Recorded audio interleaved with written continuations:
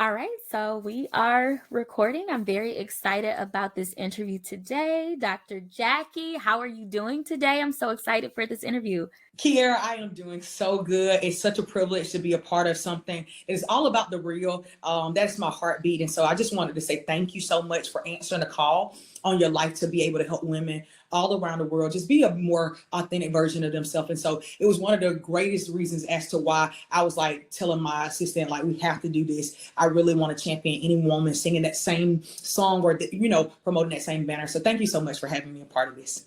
Absolutely. It was a no-brainer.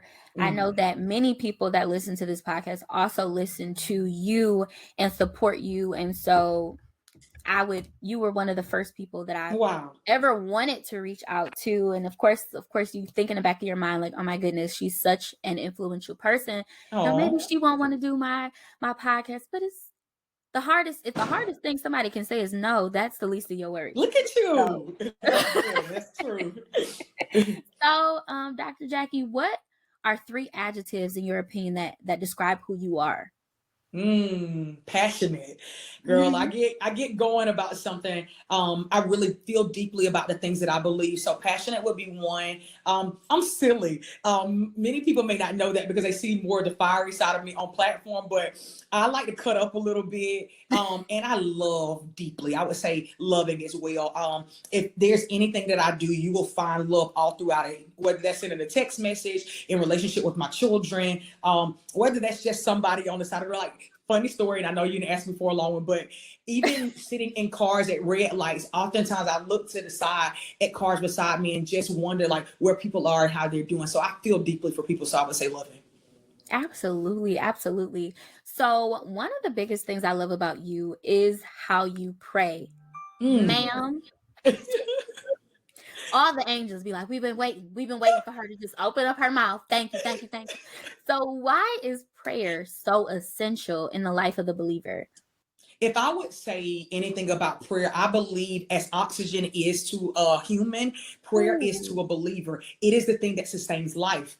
If we don't have prayer, we don't have real life, or should I say healthy life? Because if you think about it in the natural, if you're deprived of oxygen, your bodily functions start to shut down. So your brain will begin to shut down. You won't operate at optimization. And I believe the same is for our spiritual life. Prayer is the thing that nurtures and gives nourishment to the things that we are called to do in terms of innovation, strategy. There are times where you even hit hard moments in life where you need clarity and direction. So prayer is like a guide. I call it sometimes like a dressing room where you go in and you take off stuff like shame. You take off things like pride, but you're also clothed in things like righteousness and peace that you didn't have before, new strength. And so I believe that it's just this place where you're able to unroll and be clothed in safety and in vulnerability, but you walk out differently. You walk out together. You walk out with strength. You walk out with the things you need. And so I've just seen it show up in my life, whether that was I've had a hard time with my husband, seeing him change in the area. I would go to the Father who created him and ask him, God, how do I handle this with my husband? Can you help me? Whether that was, should I do dental school? God led me through prayer. And so I've just seen it applicable in many areas. I think one of the reasons or disconnects that many people face is they don't see it show up in their everyday life. I've seen God show me what I was to do with my children, where as it pertains to schooling. Should I get the shot with COVID? Should I, go in toward this business endeavor? It just shows up in so much of my life, and it's been so fruitful and yielded so much results that I don't have life without prayer. It is the oxygen to the spiritual life for me. Absolutely, absolutely. And along with that prayer life, in prayer, like you said, we get direction. And so how has prayer helped you in balancing your life and your career and your children and ministry and all of those components? So people I think because they see you on a stage and you're all put together with a good outfit, or they see your children in a cute picture with you, that's all it is to the story. And I firmly believe that without the pregame, which I would call prayer, where God reminds me of who I am and my call, because no different than me and another woman who may know that they're called to do a thing, they're always antagonizing voices that will say, you're not enough, what you're doing doesn't matter. God in prayer will remind me, like, hey, daughter, I've anointed you for this specific thing. And he'll remind me that even if there are other people in this sphere of influence doing it, I've never created a person to do it like you. And so in prayer, I receive affirmation that many people are looking for on social media through likes and clicks and views that I'm able to receive from my daddy, so that there's not a particular amount of views that I have to have. There's not a particular person saying how well I did or didn't do. It becomes a cherry on top, not the actual milkshake for me, because I've received the milkshake in prayer. And I like to use analogies so people will understand, like you, it's the main bread and butter. It's the meat to the potatoes, so to speak. And I think that in prayer, I gain what I need to be able to say, God, I have enough strength. I have enough know-how. Even in the areas where I lack, I believe he'll be my fullness. He'll be the thing that makes a difference. And I say all the time, if you do a thing without the breath of God or the wind of God on it, you just done a thing. What makes the thing special is that God will meet you with it. And I believe that I connect with him in partnership to say, like, girl, you got enough for these kids. You got enough for these children. You got enough for this pastorate, to help give me the grace to carry all of it and carry it well. And that is so good. So speaking of part of partnerships, what does a great support system look like for you? Ooh, I lean on them heavy. One thing that I firmly believe in is discipleship. So anybody in my life, it can be from a makeup artist to a stylist to my executive assistant. I never see them just as what they do as it pertains to function in my life. So my stylist, for instance, I have been invested in her life since like 2015, and it's been a journey. So as she comes into my life to pour in, making sure I keep myself together, I am also pouring back into, like, how are you doing? Are we believing for a house? And so we pray together and different things like that. And I think that it really adds to their willingness to go above and beyond and do whatever is necessary. And so they become more than just somebody that plays like a contractor role. They become the system by which I can actually lean and depend on, because what I understand about my stylist and my makeup artist, even if we had something come up at the spur of the moment, or I needed her to pull something for my children also, because it has been this mutual symbiotic relationship where it's not that she's just giving, I'm also having eyes to see her and pouring into her, being willing to pray for her. They become like a little knitted family together with me. And so when I win or I take on something in faith that I haven't before, they're cheering as loud as I would for them in the different endeavors that they have. And so they become the thing that I'm able to lean and depend on and know that they have my back. So I think that's what it really means. It's this mutual yin and yang, where it's not just one person showing up for you, that you're not showing up back for them. And they'll go above and beyond an extra mile. I believe this firmly. You'll get more out of people for showing up for them and seeing them than you will ever just being able to give financial blessing to them. And that's how I believe that real community and real support system is birthed. It's out of really showing up mutualistic for each other.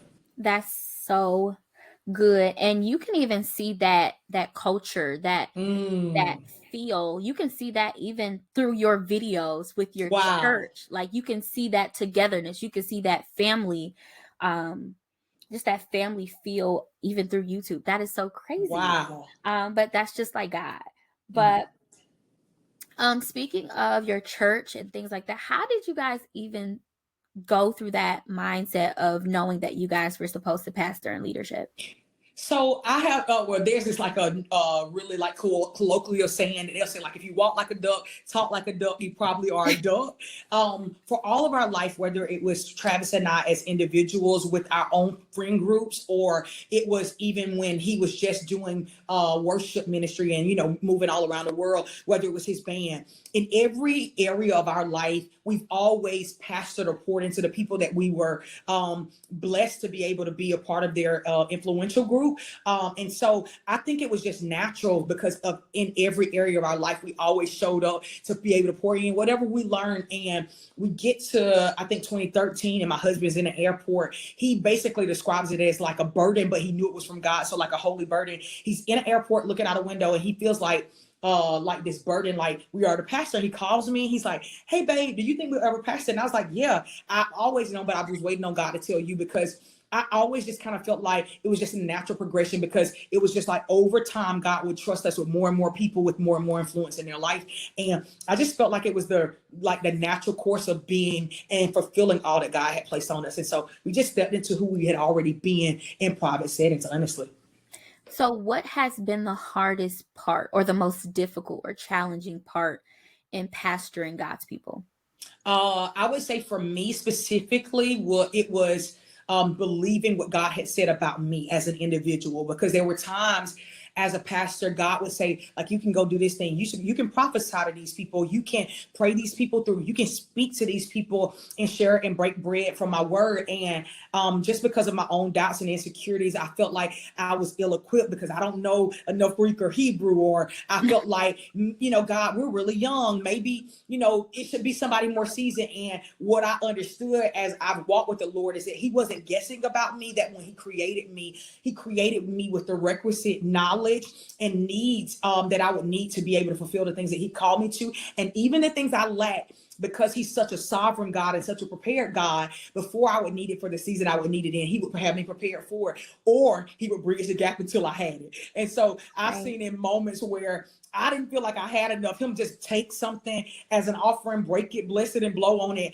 and it blessed so many people. And so I think that's been a part of the journey for me, just owning and accepting that I talk really fast, I'm really passionate, but God can bless that and use it authentically to bless people, because there are other people just like me that maybe have some of those insecurities, and they can be blessed not from my strength, but my weakness. And so that would be the thing that I Good. would say in pastoring was hardest for me. That is so good. That was my next question. How do you encourage a woman who may be battling her calling versus her insecurities? I say own the insecurities. Don't be afraid to own up to, like, this is what I'm struggling with, and the vulnerability of letting the Father know He's able to invade those spaces. I always say this: you can always give God your truth, and in the midst of Him being able to have compassion and empathy for your truth, He will always give you a greater truth. Like, okay, you talk fast, but that's your passion, and I'll use it for people to know that you're believable, that you're not trying to string along these perfect words or these like buzz phrases. It's actually out of the abundance of you really believing a thing. And so He's able to use even the things that you feel like are unusable for the good of other people. I love that. I love that. That leads us to our next question. Okay. What does a person who is whole, what does that look like? Mm. I think that wholeness comes from the Lord. And so I think that it speaks to how you show up in the world. So I would say one sign or telltale sign of you being whole is how you respond in situations. Whole people show up differently in the world. They show up to be able to not compare themselves, but be able to champion other people. Generally, you hold back compliments generally when you feel like you're lacking something. And so I believe Mm, your ability to cheer for other people or show up for other people, to support other people, is one sign of wholeness. I think another sign of wholeness is confidence. You walk into a room recognizing that I may not have all that anybody else has, but what I do have, I own. And so ownership and you actually feeling good in your own skin would probably be another sign of wholeness.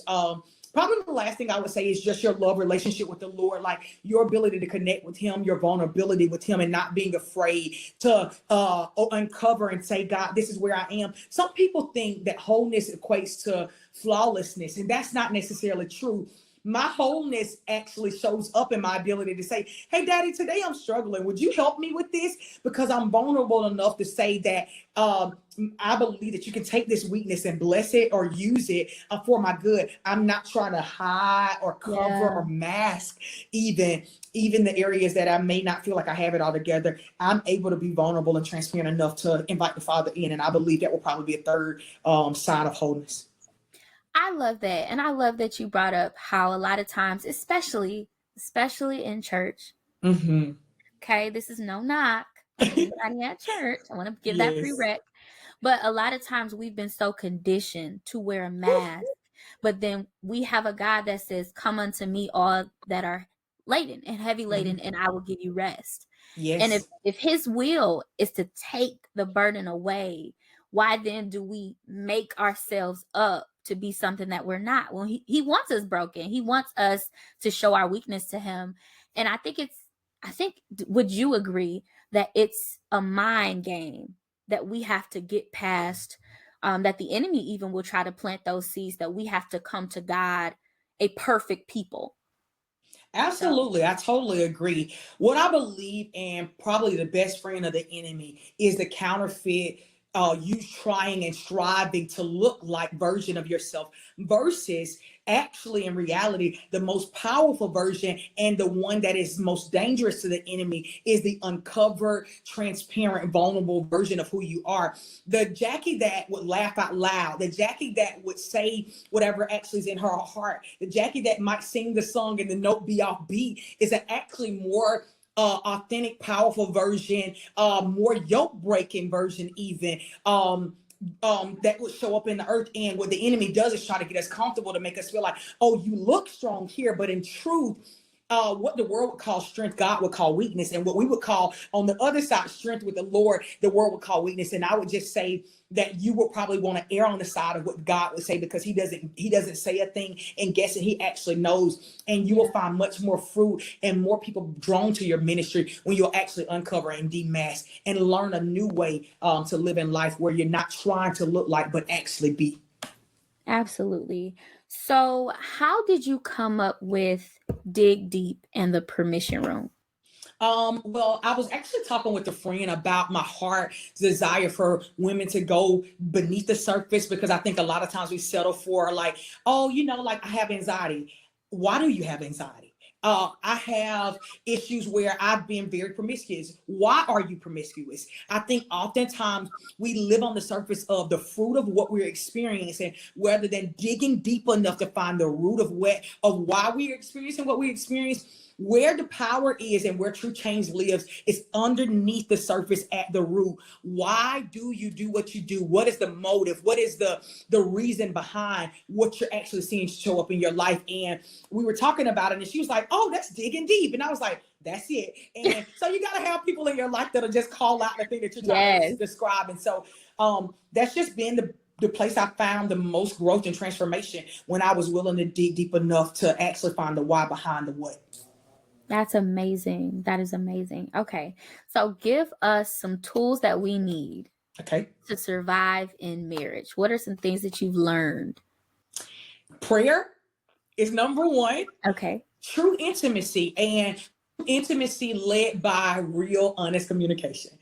So I would say that there are moments for the husband and the wife that they have felt like what they needed or they expected was unmet.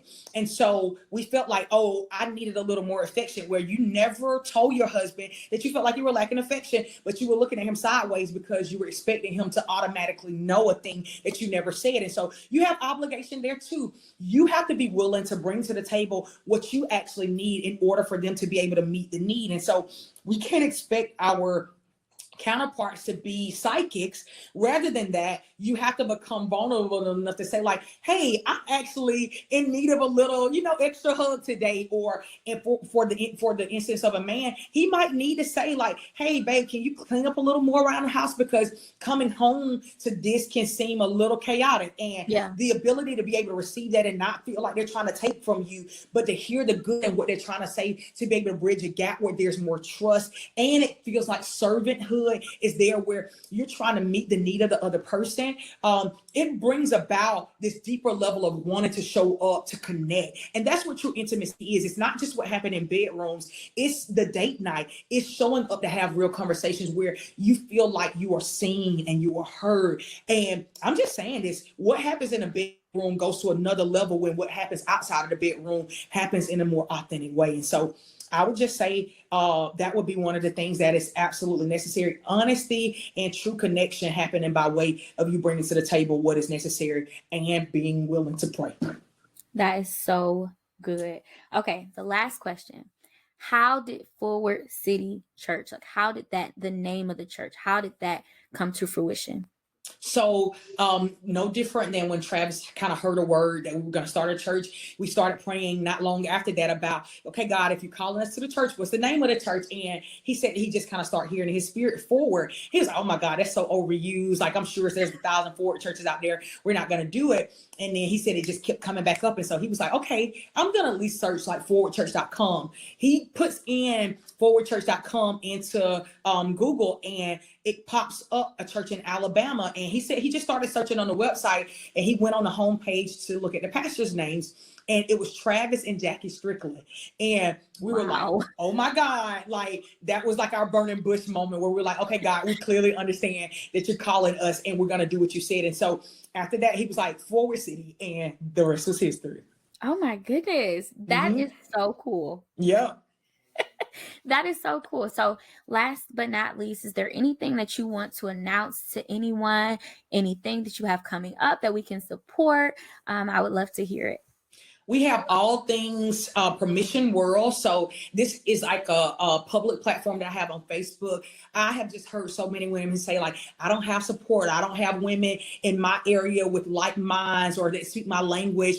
I need to be seen and felt. I've opened a platform called Permission World where you can come into a space where you can write your testimony or you can let us know about the thing that you need prayer about. There is a regular diet of things that we're putting in there in terms of content that will continue to nourish that life of freedom that I talk about so often. I'm always encouraging people to live in an authentic version of themselves. And so Permission World is a place where we're always dropping new content. We're reading the Bible together. We're learning how to fast together. We're just learning how to take small baby steps to become a better version of who we are. And so I would just say, if you want to invest $10 well a month, Permission World will be a great place to start. So Permission World is one thing. And then I do a mentorship program also called Permission Room. That's a small, intimate setting where I take women on a 9-week intensive that may want to go a little further than Permission World to actually kind of get some face-to-face time with me. We get up at 6 o'clock in the morning.